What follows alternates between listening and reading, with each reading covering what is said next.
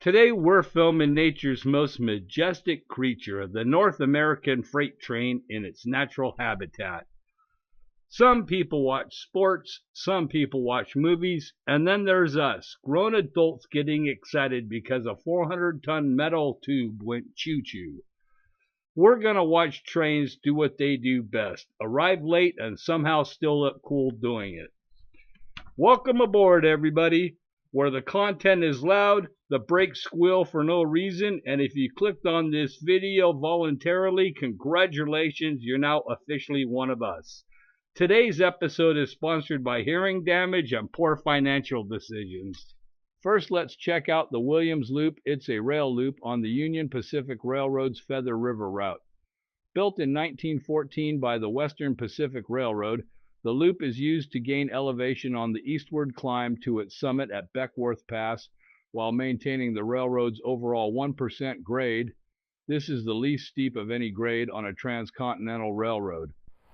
All right, we're at the Willams Loop, and hopefully if things work out, we'll see a train come around that top track. It'll come over the top of this tunnel, go around the Willams Loop. It's about a mile long, all around through the back of them trees back there. And then it'll come on this lower track and go through this tunnel. And hopefully, if the train's at least a mile long, we'll see the train go underneath itself.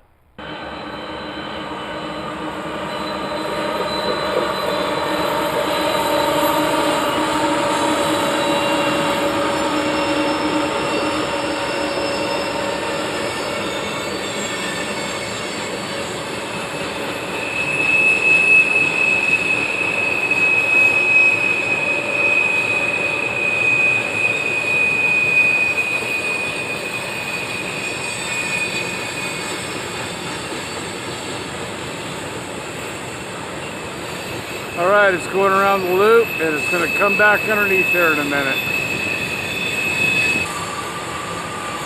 There it comes.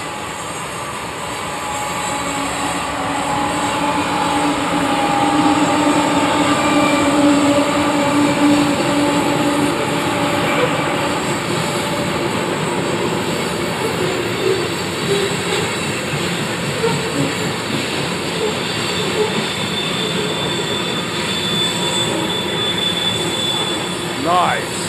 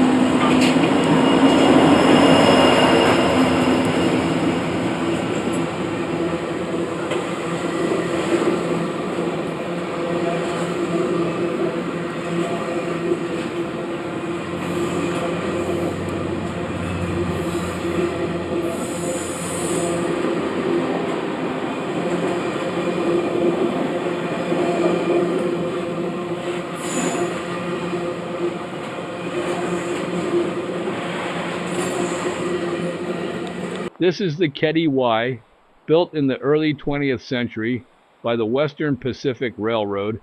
This Y-shaped junction was engineered as part of the legendary Feather River route, a line designed to carve a gentler path through the Sierra Nevada.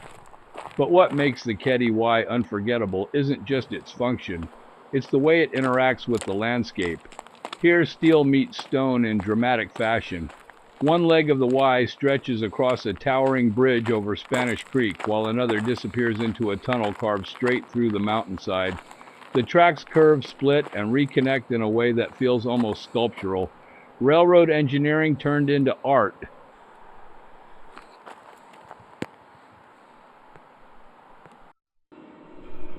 Okay, so the railroad just kicked me out of that yard I was just filming from, and I had to go up on the highway to get video of the train coming across the Y.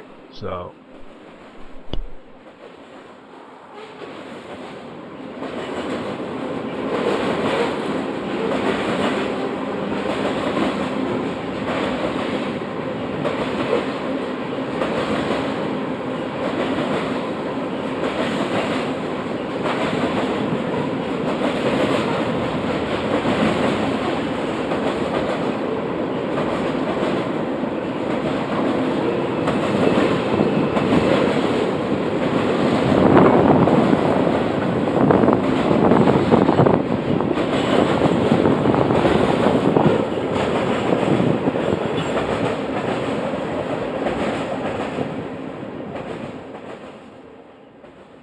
I returned a few weeks later to see the Union Pacific's big boy crossing the Y.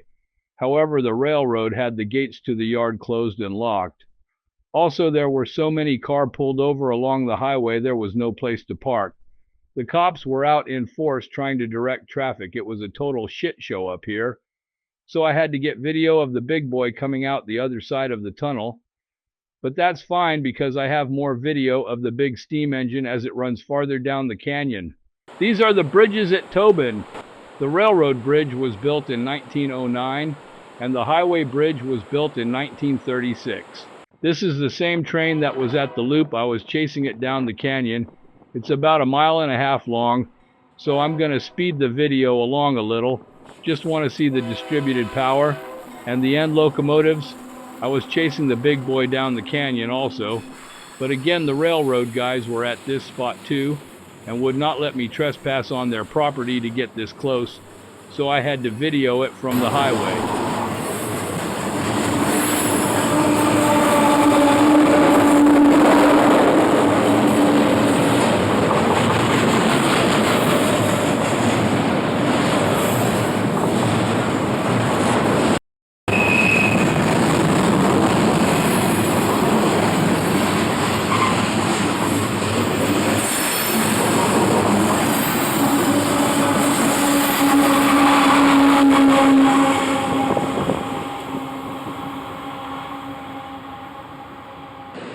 Here's the big boy over the trestle. It made a stop here, not sure why, but I jumped in the car and hurried to leapfrog in front of it and get more video.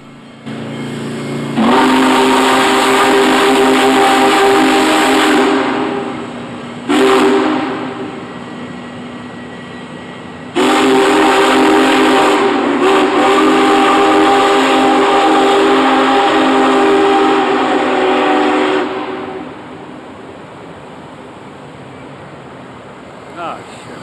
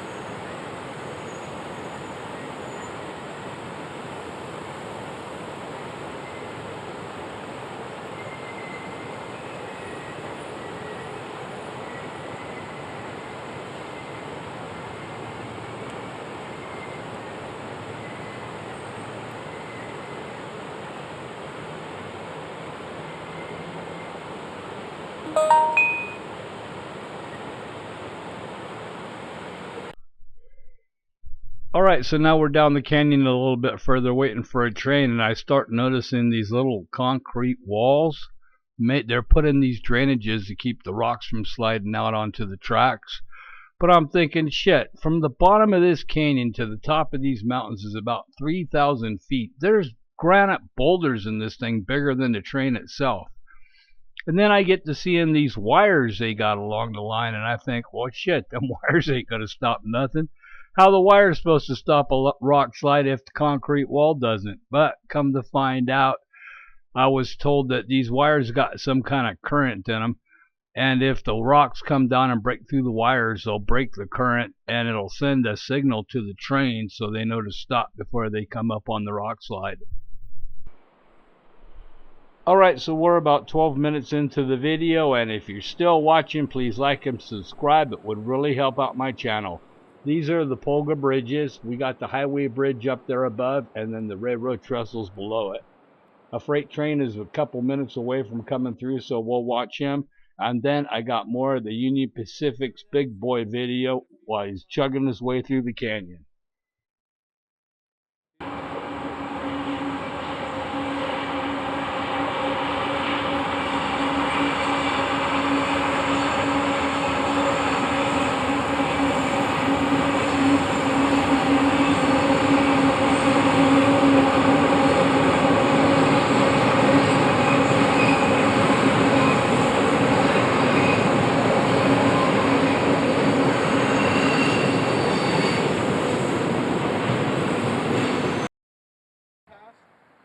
The whole train.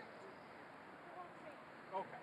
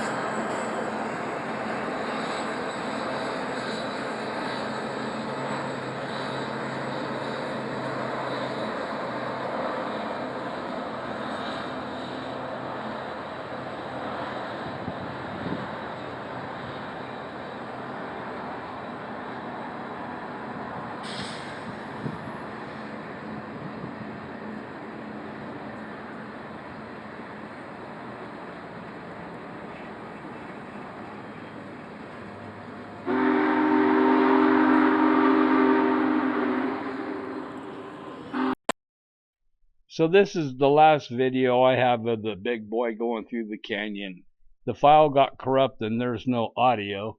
But before you ask, yes, we did wave to the conductor.